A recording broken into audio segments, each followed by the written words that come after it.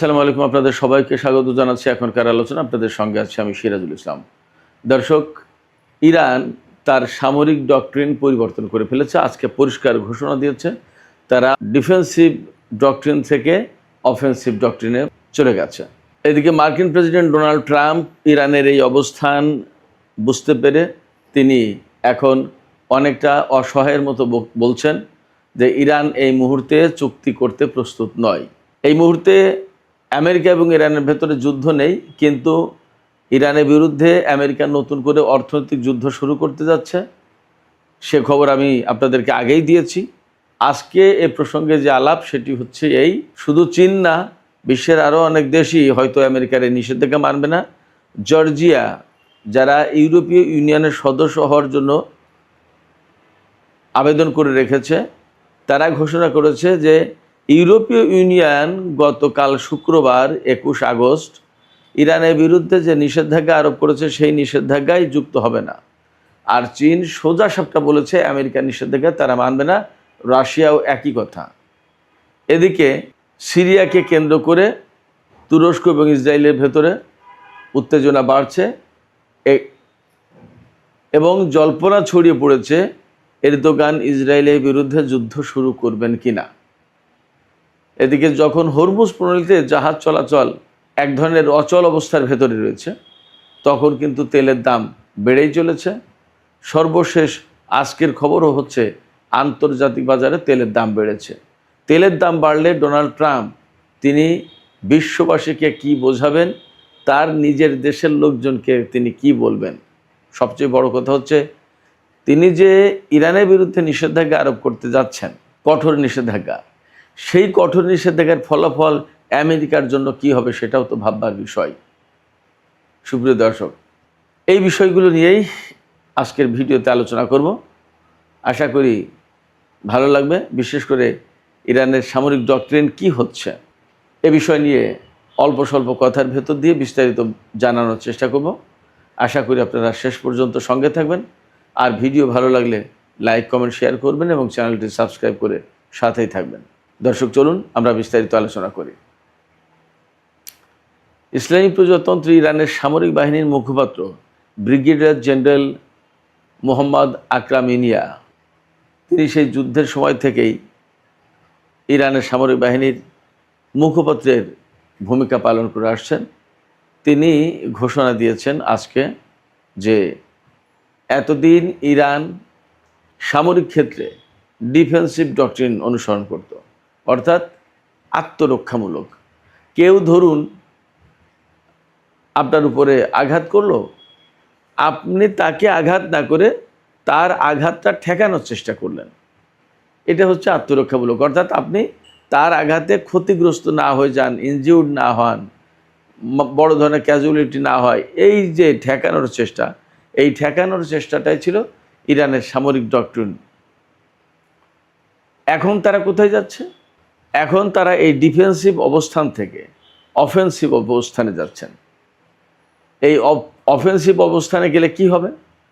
Offensive অবস্থানে গেলে যা হবে সেটা হচ্ছে, এখন ইরান যা করবে, এখন শুধু সে ঠেকাবে না, ঠেকাবে, মারবে এবং প্রয়োজনে আগে মারবে। ইরান যদি মনে করে যে আমার সামনে শত্রু আমার ন্যাশনাল ইন্টারেস্টের জন্য ক্ষতির কারণ হয়ে দাঁড়াবে, তাহলে ইরান তার উপর হামলা চালিয়ে দেবে। তার মানে হচ্ছে যে ধরুন এই যে ব্লকেড অবস্থা রয়েছে হরমুজ প্রণালীতে, ইরান যেটা বলে আসছে বেশ কিছুদিন ধরে, এই ব্লকেড অবস্থা থাকলো, ইরানের জাহাজ বের হতে দিচ্ছে না আমেরিকা, কারণ গেলেই তো গোলাগুলি হবে। জাহাজের নাবিকরা তারা তো বেসামরিক লোকজন, জাহাজ ক্ষতিগ্রস্ত হবে, ডুবে যাবে, জাহাজের ইঞ্জিন নষ্ট হয়ে যাবে, জাহাজের মালামাল নষ্ট হয়ে যাবে, যার কারণে ইরানও অ্যাভয়েড করছে আপাতত। বাট এটা দীর্ঘদিন চললে ইরানের অর্থনীতির জন্য বা ইরানের আত্মসম্মানের জন্য, ইরানের মর্যাদার জন্য তো ক্ষতিকর। আপনি আপনার বাড়িতে থাকেন, আপনার বাড়ি ঘেরাও দিয়ে রাখলো শত্রু বাহিনী, আপনি বের হতে পারবেন না, এটা আপনার জন্য অপমানজনক না? এই যে ইরান এটা অপমানজনক ব্যাপার বলে গণ্য করছে এবং তারা বলে দিয়েছে আগামী 1 থেকে 2 সপ্তাহের ভিতরে যদি আমেরিকা এই ব্লকেট তুলে না নেয়, তাহলে আমেরিকার এই ব্লকেট ভেঙে দেওয়ার চেষ্টা করা হবে। তা ব্লকেট ভেঙে দেওয়ার চেষ্টা তো এমন কোনো কিছু বুলডোজার লাগিয়ে ধাক্কা মারবে না, জাস্ট মার্কিন বাহিনীর উপরে হামলা চালাবে। এতদিন কিন্তু ইরান এই রকম কাজ করেনি যে আগে ভাগে হামলা, এখন সেই আগে ভাগে হামলার দিকে যাচ্ছে, অর্থাৎ প্রিএমপ্টিভ স্ট্রাইক, আগে ভাগে হামলা করবে ইরান প্রয়োজন হলে, সব সময় না। যদি মনে করে যে এই শত্রু বাহিনীর এই অবস্থানটা আমাদের জন্য ক্ষতিকর, তাহলে ইরান সেখানে হামলা করবে। এবং আমি আপনাদেরকে আশ্বস্ত করি বা আমি আপনাদেরকে এই ইনফরমেশনটা দিই, মধ্যপ্রাচ্যে আমেরিকার যে অবস্থা, তাতে এখন ইরান হর হামেশাই আমেরিকার সেনাদের উপরে আক্রমণ করার অবস্থায় আছে, আক্রমণ করতে পারে। আপনারা নিশ্চিত থাকুন যে মধ্যপ্রাচ্যের ম্যাক্সিমাম ঘাঁটি একদম শেষ, এবং বহু সেনাকে সরিয়ে নেওয়া হয়েছে, বহু বিমান সরিয়ে নেওয়া হয়েছে। এমনকি আমি গতকালকেও যেটা বলেছি যে আমেরিকার যে আব্রাহাম লিঙ্কন জাহাজ, সেটা কিন্তু চলে গেছে এখান থেকে। সে যা করেছে তার ডেক থেকে জাহাজ উড়ে গিয়ে ইরানের উপর হামলা চালিয়েছে, ক্ষেপণাস্ত্র হামলা, এটা সেটা অনেক কিছু। কিন্তু আব্রাহাম লিঙ্কন একটা দিনের জন্য হরমুজ প্রণালীর ধারে কাছে যেতে পারেনি, হরমুজ প্রণালী পার হয়ে পারস্য উপসাগরে যেতে পারেনি। এবং পারস্য উপসাগরে যে সমস্ত জাহাজ ছিল, মার্কিন জাহাজ, সেগুলোর ভাগ্যে কি হয়েছে আমি জানি না। কারণ হচ্ছে, একথা বলছি এই কারণে যে বাহরাইনের উপকূলেই তো মার্কিন পঞ্চম নৌবহরের ঘাঁটি। তা মার্কিন পঞ্চম নৌবহরের ঘাঁটি যখন ধ্বংস করে ফেলেছে ইরান হামলা চালিয়ে, সেখানে থাকা জাহাজগুলোর কি অবস্থা, সে গল্পটা কে বলবে? সেটাও তো একটা কিছু হয়েছে, তাই না? সেখানকার জাহাজগুলো যে অক্ষত অবস্থায় ইরান রেখে দিয়েছে, এমনটা ভাবার তো কোনো কারণ নেই। এবং দীর্ঘদিন ধরে যুদ্ধ শুরু পর থেকে হরমুজ প্রণালীর ভিতরে আমেরিকার জাহাজ আর যেতে পারে না। তো যখন আমেরিকার মতো একটা শক্তি, আমি বারবার বলি যে আমেরিকার মতো শক্তি, এটা বলি এই কারণে, বহু যুগ ধরে তারা পৃথিবীর সেরা শক্তি, এক নম্বর শক্তি, সুপার পাওয়ার ওয়ান তারা ছিল, তারা দাবি করতো, লোকজন সবাই এভাবেই মেনে নিয়েছে। কিন্তু এখন তারা কি করছে? ইরানের সাথে যুদ্ধ করতে এসে হরমুজ প্রণালী একটা এমন এক প্রণালী যেখানে ইরানের মতোই আছে। আমেরিকা তো মোস্ট সুপার পাওয়ার, তো এই সুপার পাওয়ারে একটা দিনের জন্য তাদের একটা জাহাজ নিয়ে হরমুজ প্রণালী পার হওয়া তো দূরে কথা, তার ধারে কাছেও যেতে পারলো না। কেন পারছে না? পারছে না এই কারণে যে ইরানের সামরিক শক্তির কাছে আসলে আমেরিকা টিকতে পারছে না। দিস ইজ ফ্যাক্ট, যে যাই বলুক। অনেকে অনেক কথা বলেছিল। আমার সাথে এই যুদ্ধ শুরুর পরে আমাদের বাংলাদেশ সামরিক বাহিনীর একজন অফিসার, বেশ উচ্চ পদের অফিসার, যিনি এই মুহূর্তে বাংলাদেশ সামরিক বাহিনীতেই চাকরি করেন, তার কথা ছিল, আমার সাথে খুব ভালো বন্ধুত্ব। তিনি বললেন যে ভাই, যুদ্ধের পরিস্থিতি কি দাঁড়াবে, কি হবে? একদম যুদ্ধের খুব প্রাথমিক দিকের অবস্থা। আমি সেদিন বাড়িতে গিয়েছি, যশোরে গিয়েছি, যশোরের কথা, তিনি ফোনে কথা হচ্ছে। আমি বললাম ইরান জিতে যাবে, আমেরিকা হারবে, আমেরিকা পারবে না এখানে, আমেরিকা বরং মারাত্মক রকমের ক্ষতির মুখে পড়বে। তো উনি বললেন ভাই এটা কি বলেন, এইটা মানা গেল না, এটা একটু বেশি হয়ে গেল না, এটা কি বলেন, আমেরিকা, এটাই আমেরিকা, আমেরিকার সাথে ইরান টেকে নাকি? হয়তো কিছুদিন টিকে থাকবে, কিন্তু আলটিমেটলি তো আমেরিকা বিজয়ী হবে। আমি বললাম যে না ভাই, আপনি যা বলছেন, আপনি আপনার ধারণা মতো, আপনার দেখা মতো বলছেন, কিন্তু আমি আপনার দেখা, আপনার ধারণার বাইরে গিয়ে কথা বলছি। কারণ আপনি আমেরিকা সম্পর্কে ধারণা রাখেন, ইরান সম্পর্কে ধারণা রাখেন না। আর আমি আমেরিকার সম্পর্কে মোটামুটি একটা ধারণা তো রাখি, আর ইরান সম্পর্কে খুব ভালো ধারণা রাখি। তাদের যুদ্ধের যে প্ল্যান, তাদের যে সামরিক সক্ষমতা এবং তাদের যে ডিটারমিনেশন, এই জায়গায় আমেরিকা টিকতে পারবে না। আমাকে তিনি বলেন ভাই, আমেরিকার এত অত্যাধুনিক জাহাজ, বিমান, গোলা বারুদ, ক্ষেপণাস্ত্র, এত কিছুর সামনে ইরান কি করে টিকবে? আপনি কি বলেন কি? এটা আমি মানতে পারলাম না ভাই। ফ্যাক্ট হচ্ছে, এই কিছুদিন আগে, কত 15-20 দিন আগে তার সাথে কথা, আবার তিনি বলেন যে হ্যাঁ ভাই, আপনি যা বলেছেন এটাই রাইট, ঠিকই তাই তো হইল, আপনি ঠিক ছিলেন, আমি তো ভুল বলেছিলাম, বা আমার কথাই ভুল প্রমাণিত হলো। ইরানের এই সামরিক সক্ষমতা সম্পর্কে পৃথিবীর বেশিরভাগ মানুষ জানে না।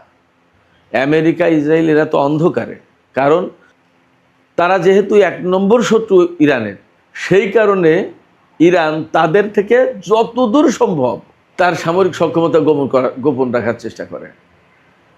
ইরান এমনি বলেছে, আমরা এই বিমান বানালাম, এই বিমানের এই ক্ষমতা, আমরা এই ক্ষেপণাস্ত্র বানালাম, এই ক্ষেপণাস্ত্রের এই ক্ষমতা, এই ড্রোন বানালাম, ইত্যাদি ইত্যাদি। কিন্তু তার টোটাল ইনফরমেশন এবং বেসিক ইনফরমেশন এগুলো তো দেয়নি কাউকে, এটা জানে না। বাট আমি রেডিও তেহরানে কাজ করার সুবাদে, দীর্ঘদিন ইরানে থাকার সুবাদে খবর করতাম, তো এই প্রতিদিনের খবরগুলো আমার মাথায় স্মৃতি হিসেবে থেকে যেত। এবং ওখান থেকে ধীরে ধীরে একটার পর একটা এই করতে করতে অনেক কিছু যখন হয়ে গেল, তখন কিন্তু আমার ভেতরে ওই অনেক কিছুর ধারণা থেকেই গেল। এবং আমি বিশ্বাসীদের একজন হয়ে গেলাম যে ইরান কিছু করতে পারে এবং ইরানের হাতে কিছু আছে। আপনারা বিশ্বাস করুন, আপনারাই তো আমার সাক্ষী সবচেয়ে বড়, যে ইরানের যে বিমান শক্তির কথা, এই শক্তির কথা আমি ছাড়া তো কেউ বলেনি। এবং এই বিশ্বাসটা আসলে রাখা কঠিন ব্যাপার, কারণ আমেরিকা ইসরায়েলের সামরিক প্রযুক্তি, তাদের যে সামরিক সক্ষমতা এবং তাদের যে অর্থনৈতিক যে প্রযুক্তিগত ডেভেলপমেন্ট, এই অর্থনৈতিক এবং প্রযুক্তিগত ডেভেলপমেন্টের কারণে তাদের আদার সমস্ত সব ডেভেলপমেন্ট হয়ে গেছে। সেই জায়গায় ইরানের মতো একটা না খেয়ে থাকা দেশ, তাদের ভাষায় যে নিষেধাজ্ঞার কবলে পড়ে থাকা দেশ, এই নিষেধাজ্ঞার কবলে পড়ে থাকা দেশ কি করবে সে আমেরিকা ইসরায়েলের বিরুদ্ধে? বিশ্ববাসীর মনে বেশিরভাগই এই ধারণা ছিল। তারা ইরানের যে ইচ্ছা শক্তি, তাদের যে ক্যাপাসিটি সামরিক দিক দিয়ে, এবং তারা যে একটা ব্যাটার করে বিশ্বের সামরিক শক্তিতে, বিশ্বের রাজনীতিতে এবং বিশ্বের কূটনীতিতে, এটা মানুষ বুঝতেই পারেনি, বিশ্বাসই করতো না। আমি শুধু সামরিক শক্তি না, আমি ইরানের কূটনীতি সম্পর্কে কি বলতাম, সবসময় আমি এই কথাই বলতাম, সবসময় আমি এই বিশেষণই দিতাম যে ইরানের কূটনীতির একটা আলাদা সৌন্দর্য আছে। তারা তো কূটনীতিতে তুখোড়, ইরানের কূটনীতিবিদরা ঝানু কূটনীতিবিদ। এদের সামনে আমেরিকার কূটনীতিবিদরা নাকানি চুবানি খায়, পারেই না, পাত্তাই পায় না। এদের ডিপ্লোম্যাটিক চালগুলো এত জটিল, এত সূক্ষ্ম, এর ধারে কাছে ইউরোপ আমেরিকার ডিপ্লোম্যাট কেউ টিকতেই পারে না। এবং তারা এই ডিপ্লোমেসির মাধ্যমেই আন্তর্জাতিক অঙ্গনে যুগ যুগ ধরে টিকে আছে এবং এত স্ট্রং পজিশনে এসছে। এই ইরানের এই যে কূটনীতি, এই কূটনৈতিক শক্তি, এই কূটনৈতিক শক্তির কথাও মানুষ জানে না। কি বলবো, সামরিক শক্তি তো পরের কথা, তো বিশ্বাস করতো না। আমি জানতাম, আমি বুঝতাম এবং আমি বলতাম, আমি এখনো বলছি যে ইরানের যে সামরিক শক্তি, যে ইচ্ছা শক্তি, এর ধারে কাছে আমেরিকা নেই। সবচেয়ে বড় কথা হচ্ছে ইরানের সামনে তো একটা তত্ত্ব আছে, একটা আদর্শ আছে। সেই আদর্শটা কি? আমি এই তত্ত্বকে, এই আদর্শকে আমি ছড়িয়ে দিচ্ছি না, জাস্ট আমি আপনাদের সামনে বলছি। সেটা হচ্ছে ইরানিরা তো ঠিক এইভাবেই বিবেচনা করে যে আমি মারা গেলে তো শহীদ, আমার তো ভয় নেই। আর যদি দেশের জন্য লড়াই করে জিততে যাই, আমি গাজী, আমি তো, অর্থাৎ ওই যে কথা আছে না যে মরলে শহীদ বাঁচলে গাজী, দুটোই স্বভাবের কাজ, দুটোই ভালো কাজ। তো এই দর্শন যখন কোনো একজন মানুষের ভেতরে গেঁথে যায়, তখন সেই মানুষটাকে পরাজিত করা, সেই মানুষটাকে যুদ্ধের ময়দান থেকে সরিয়ে দেয়া, বা সেই মানুষটাকে ভয় দিয়ে ভীত করে তোলা, এটা অসম্ভব একটা ব্যাপার হয়ে যায়। তার কাছে জীবন মৃত্যু তো সমান। সে মনে করে আমি বেঁচে থাকলেও ক্ষতি নেই, আমি মারা গেলেও ক্ষতি নেই। তার মানে আমি মারা গেলেও লাভ, বেঁচে থাকলেও লাভ, যেটাই হোক আমার কাছে কোনোটাই সমস্যা না। এই ফিলিংস, এই চেতনা, এই চিন্তা যার ভেতরে ঢুকেছে, তাকে আপনি যুদ্ধের ময়দান থেকে হারাতে পারবেন না, তাকে আপনি সরাতে পারবেন না। তাকে আপনি হত্যা করতে পারেন, মেরে ফেলতে পারেন, কিন্তু আপনি তাকে পিছনে হটাতে পারবেন না। ইরানিরা ঠিক এই চেতনা নিয়েই, এই ফিলিংস নিয়েই, এই ডিটারমিনেশন, এই উইল পাওয়ার, এই ইচ্ছা শক্তি নিয়েই তারা কাজ করছে। তাদেরকে সরানো যাবে না। তো ওই ডিফেন্সিভ ডক্ট্রিন থেকে যখন এখন অফেন্সিভ ডক্ট্রিন আসছে, তখন আমেরিকার সামনে দুঃস্বপ্ন অপেক্ষা করছে, আমি নিশ্চিত। কারণ ইরান যদি অফেন্সিভ ডক্ট্রিনে যায়, তাহলে পরিস্থিতি কি হবে আপনারা চিন্তা করুন। ইরান ডিফেন্সিভ ছিল এতদিন, তাই এই পরিমাণে ড্রোন, ক্ষেপণাস্ত্র এবং এই পরিমাণে হামলা। অফেন্সিভ হলে কি হবে?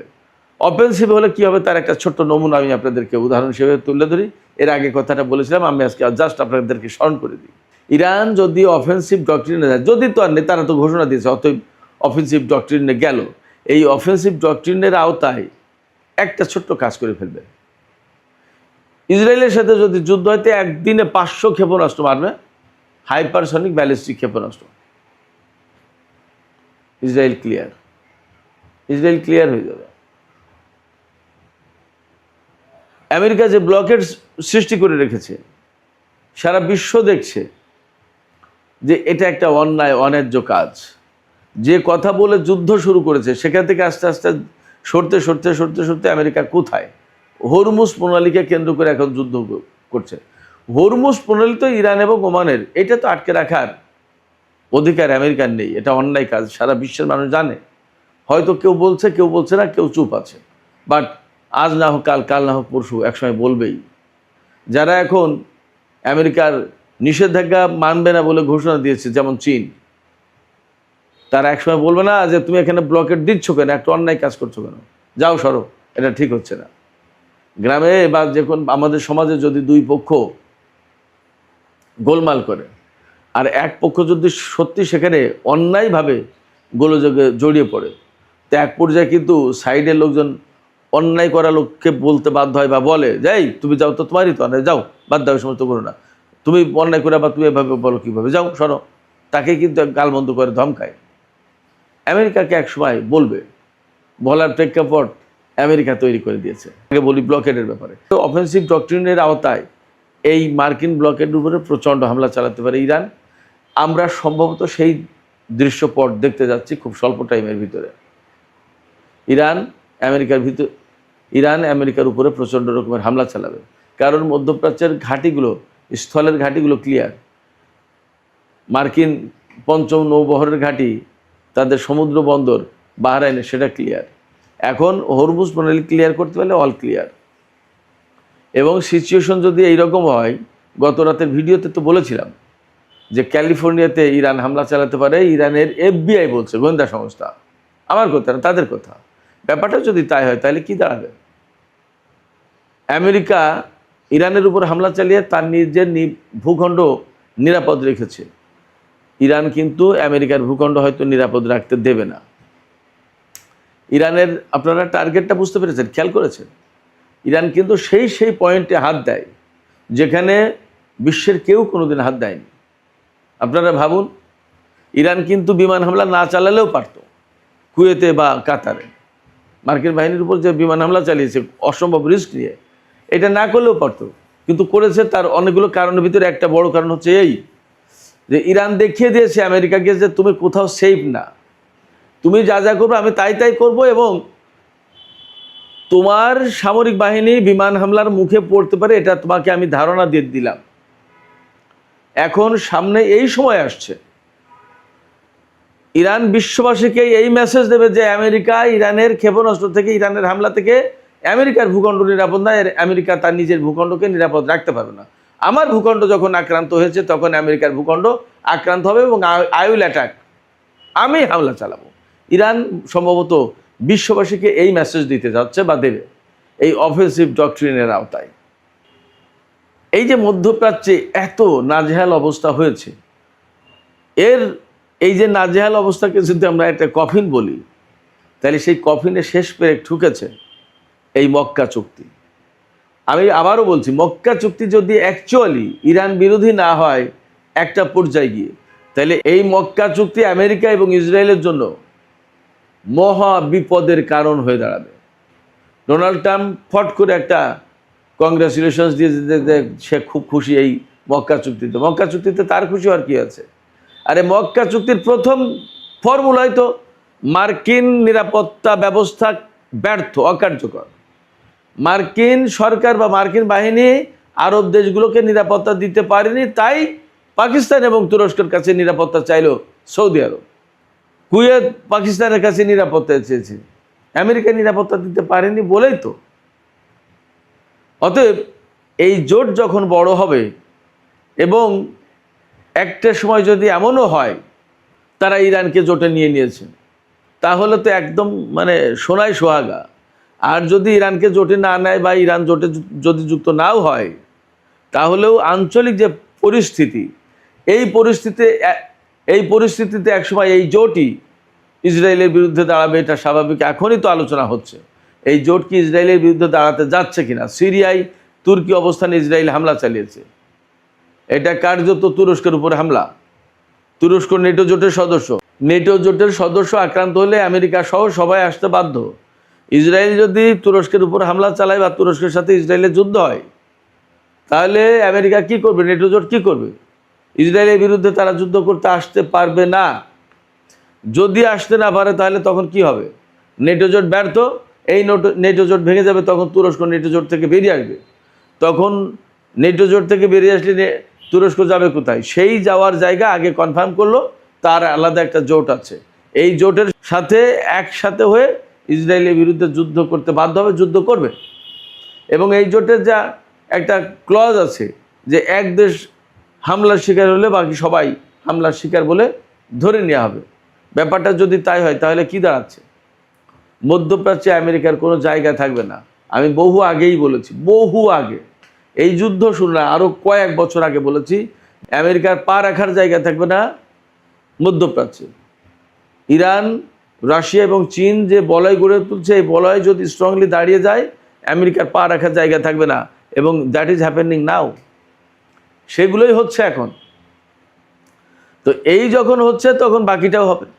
আমেরিকা যখন এখানে পা রাখার জায়গা পাবে না, তখন ইসরায়েলের অস্তিত্ব কোথায় যাবে?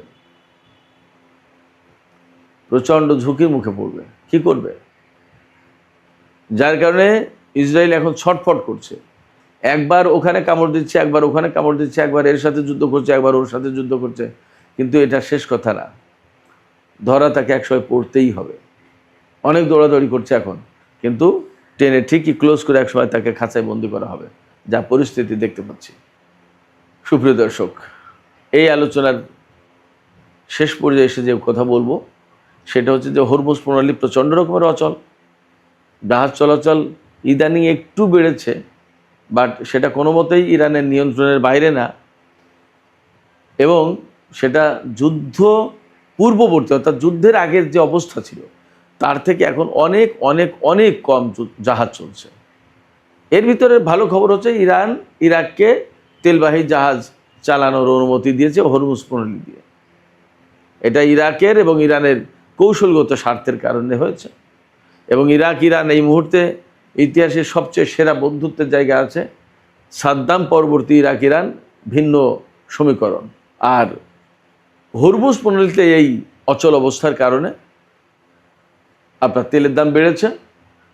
আজকে 94.49, অর্থাৎ $94.49 আমি সর্বশেষ যখন খবর দেখলাম। ব্রেন্ট ক্রুড অয়েল 1 ব্যারেল তেলের দাম। আর ওয়েস্ট টেক্সাস $87 উপরে চলে গেছে। তেলের দাম বাড়ছে। তেলের দাম বাড়া মানেই ডোনাল্ড ট্রাম্পের তক্তে তাউসে বিরাট ধাক্কা খাওয়া। যখনই তক্তে তাউসে ধাক্কা খাবে তখন তার গদি নিয়ে টানাটানি। এদিকে মার্কিন আর্মি সচিব, যিনি আমেরিকার আর্মির সচিব, সচিব আছে, আর্মির সচিব আছে, তিনি পদত্যাগ করতে যাচ্ছেন যুদ্ধমন্ত্রীর সাথে টানাপোড়েন, দ্বন্দ্ব, গোলমালের কারণে। তার মানে এই যুদ্ধকে কেন্দ্র করে আমেরিকার সরকারের ভেতরে বাইরে কেউ শান্তিতে নেই, সবাই অশান্তিতে, ঝামেলায়।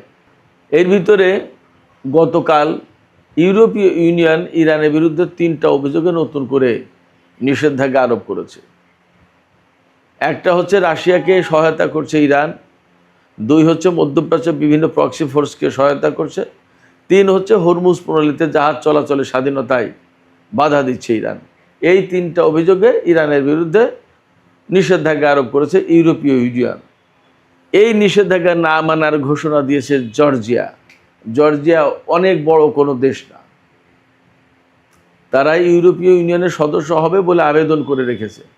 তারা বলছে যে আমরা এইটা মানব না, এর সাথে আমরা সহযোগিতা করতে পারবো না।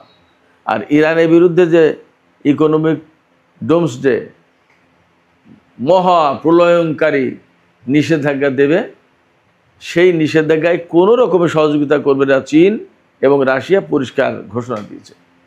চীনের পক্ষ থেকে বলা হয়েছে কোনো মতেই নিষেধাজ্ঞা বা ব্লকেড বা অবরোধ কোনোদিন কোনো সমস্যার সমাধান হতে পারে না, এবং এই এখতিয়ার জাতিসংঘের বাইরে কারো নেই।